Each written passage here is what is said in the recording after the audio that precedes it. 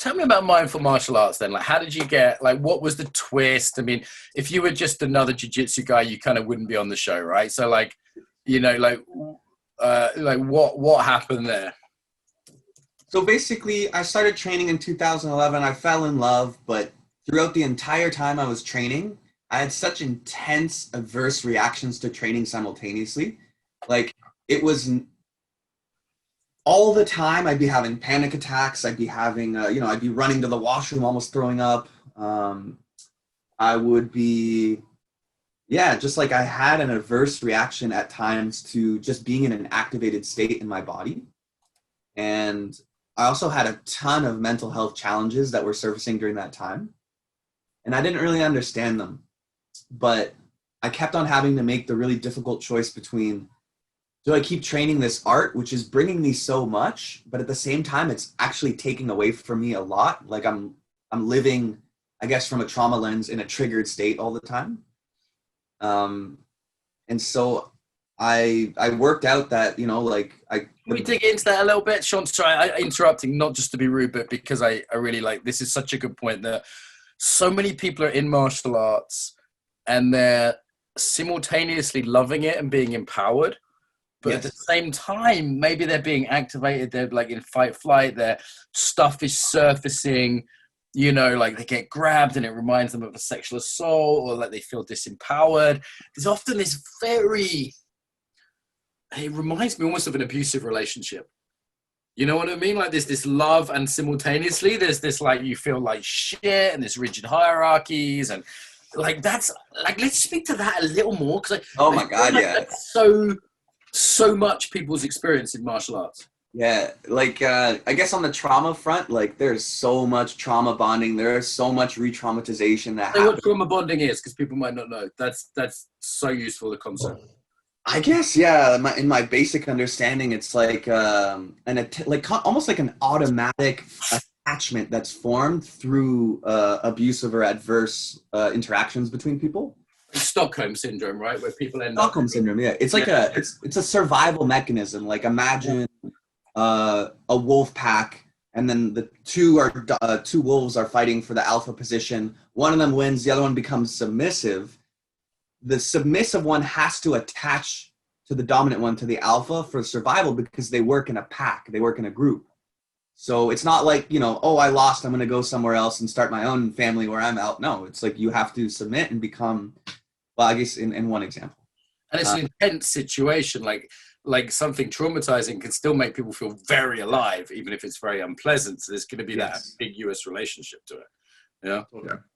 So trauma bonding can happen, which is a fucked up phenomenon. It's why people stay with abusive partners and look back fondly on World War II or whatever it is. What was the next concept you said? You said re-traumatization in the sense of like okay, so I guess we'll get into the nitty gritty a little bit. So I really like the concept of the window of tolerance. It's like, in the simplest way I've heard it put, this range of human experience where you can think and feel simultaneously. Yeah, so you can handle this to a degree. You can process your experience. Mm-hmm. Mm-hmm.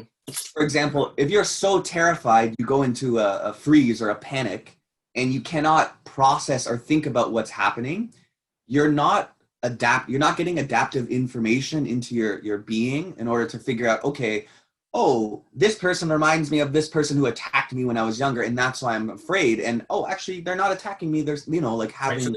So we can stress people out as long as it's within the window of tolerance. They have a sense of control, and they're able to process it. So I first came across this phenomenon in Aikido. I'd see some Aikido people that would get stiffer and stiffer and stiffer over the years. Yeah.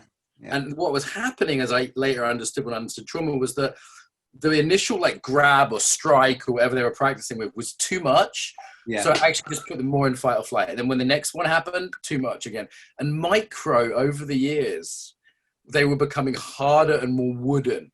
Whereas other people were getting more and more relaxed. Yes. And those were the people that were within their window of tolerance when they were training, and they just were able to squeeze it. So the sort of intelligent martial arts teacher sees where the window is and keeps people within that window, right? 100%. That's exactly the principles behind mindful martial arts. So I guess to go back to my personal story, like you were saying, like, you know, there's so many of these people that have this kind of like relationship that's, it's like, what's the word? There's poles to it, you know, there's this love and there's this, they're getting so much from the self-defense and the martial arts, but at the same time, you know, they're being triggered, they're being put into situations where they don't quite feel like they have control of themselves, or their sense of agency and choice is sometimes taken away. It could be, martial arts could be profoundly disempowering in the sense of like there's this hierarchy and you have to be told what to do. And if sensei says 20 push-ups, you do 20 push-ups, even if you know that that's past your safe limit, right? Like that could be profoundly disempowering. 100%. And especially when the teacher, the sensei, is not attuned to your being. Let's just be blunt. The average martial arts teacher, particularly in my experience, Japanese martial arts teachers, but maybe more widely, is shit at this. Some of them are like naturals, they're intuitive, but 9 out of 10 of them are terrible at this. There's an epidemic of traumatized martial arts teachers, you know, who they found their sense of empowerment through becoming really, really good at this skill. But it doesn't mean that they dealt with their core issues, which made them probably originally, like me, go directly into wanting to be such a badass and, you know, defend myself and be this epic fighter. You know, there's a book which has the biographies of the founders of Aikido, Judo, and modern karate. And in this book, all 3 of them were described as sickly children.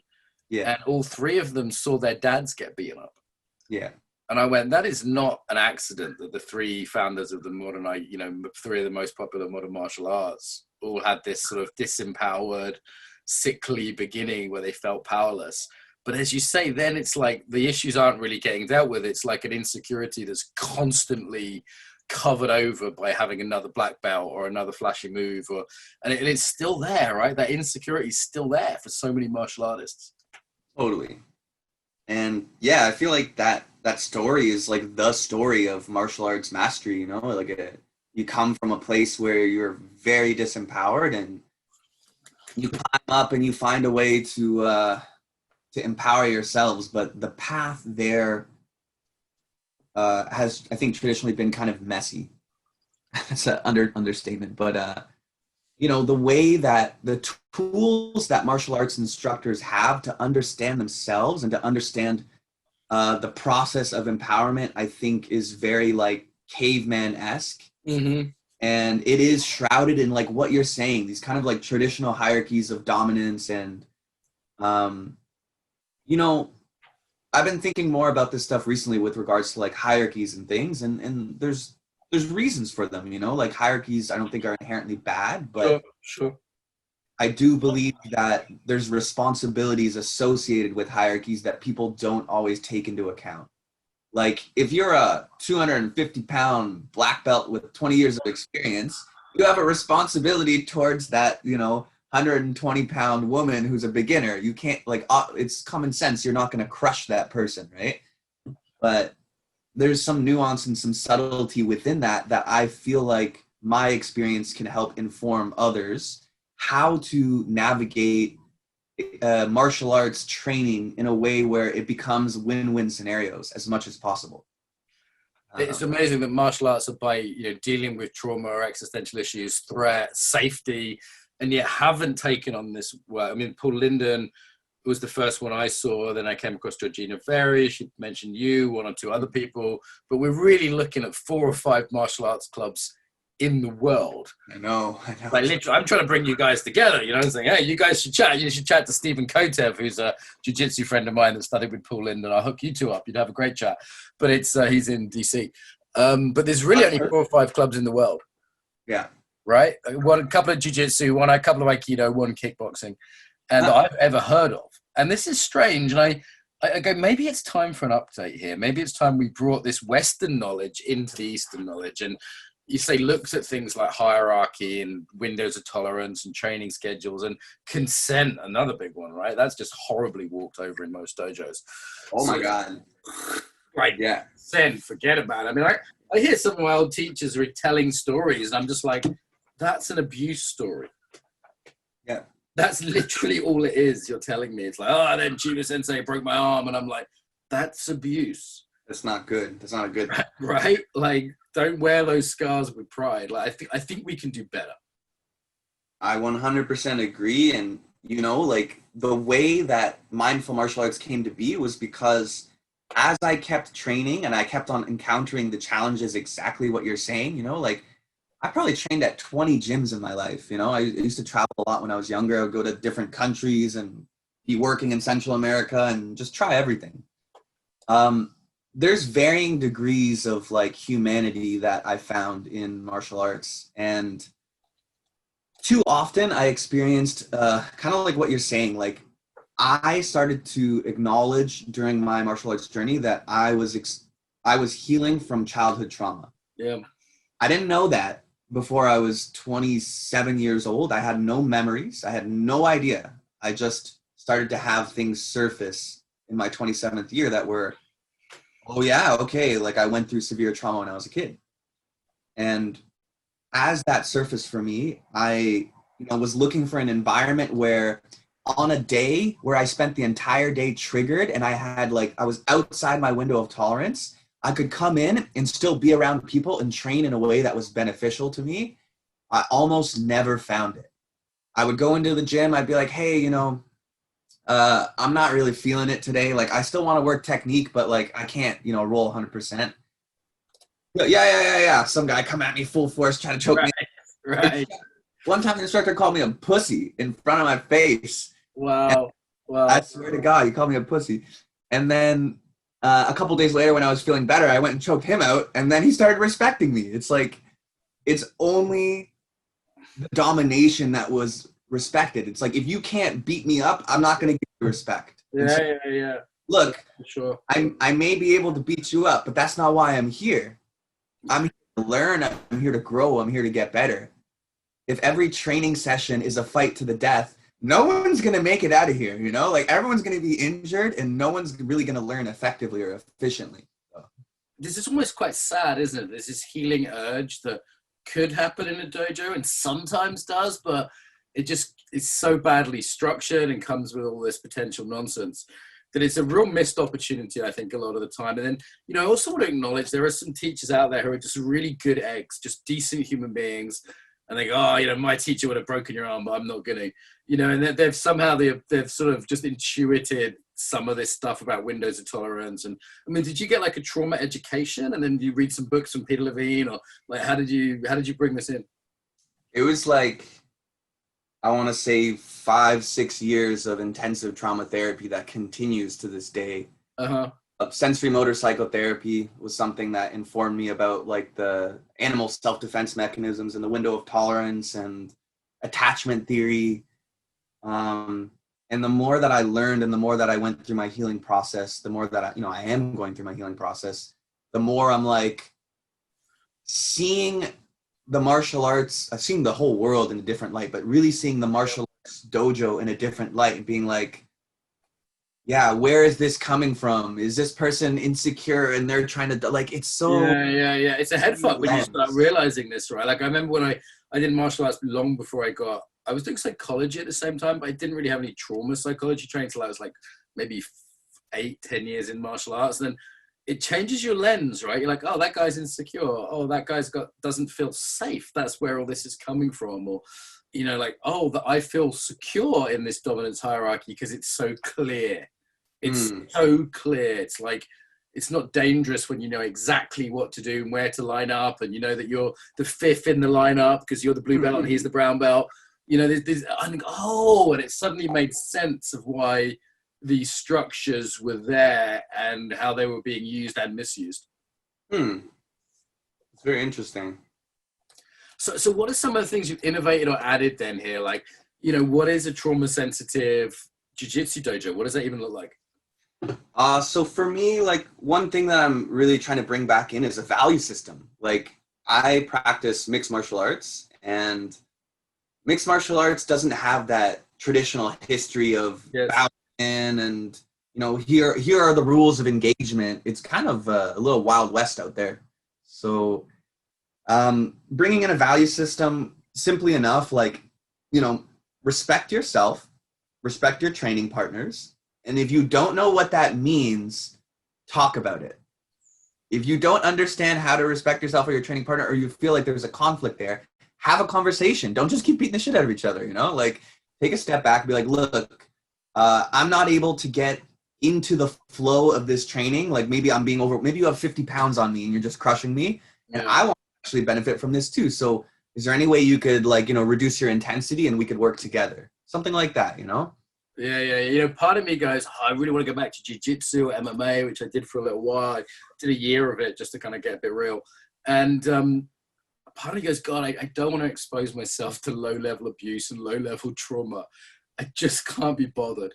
And a certain amount of that I can kind of take out by, you know, for example, I'll stop people in sparring and saying, hey, you're a bit good for me. If you just knock me unconscious, it's not going to help.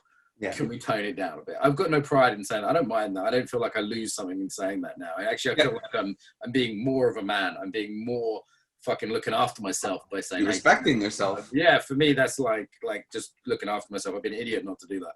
Yeah. But even then, if the culture's not there in the club, it doesn't always go down well, you know? You're 100% correct. That's when you get called a pussy and somebody tries to beat you up anyway. It's so primitive. It's like, what is this, high school? They're calling me a pussy? You know what I mean? It's so primitive. But yeah, so like on that note, it's exactly that. It's like creating a context which is respectful for everyone, because the idea is that everyone should be able to walk in and start to gain confidence and grow in a sustainable way. It's not about, okay, some guy comes in, he's really, really strong. He's just going to crush everyone and rise to the top of the dominance hierarchy. And he's going to be like king shit, you know, like that's not what I'm trying to do. Yeah. Okay. So what else does it look like? Like, what does consent look like? Cause that's normally done so badly. What does that look like in a enlightened MMA studio? Basically, I encourage people to ask for their needs and to say no. Okay, great. You're not comfortable with something, like I don't say, oh, you're allowed to. I say I encourage you to say no. If something doesn't feel right, it feels dangerous, you're not comfortable with it, say no, let's have a conversation about it. Because, you know, I want people coming into martial arts with a fuck yes. Not with like, oh, this is what my teacher said and I have to for what? Like, nobody has to fight. Like, you're doing this for you. You're not doing it for me or for, like, you know, anyone else in the world. It's for yourself or for whatever your personal reasons are. Maybe it's for your family or et cetera, et cetera. But, you know, like, I really encourage people to ask for their needs. And if they're reasonable, I'll try to meet them, or we'll try to meet them, you know? That's nice. That goes on. Basic skills, asking for what you want, saying no, right? These are like, you know, it's interesting. They're the two basic time management skills as well. People tell me they're overwhelmed. I'm like, well, are you delegating? You know, are you saying no to stuff? Like right now, running the Embodiment Conference, huge event I'm running. They're the two main skills. You know, yes. like every day, it's like saying no, I'm too busy for that, and like being able to say like, hey, honey, can you cook me some food? I don't normally ask you to cook, but I just don't have time. You're willing to leave me some food out. You know, like that kind of stuff is so important.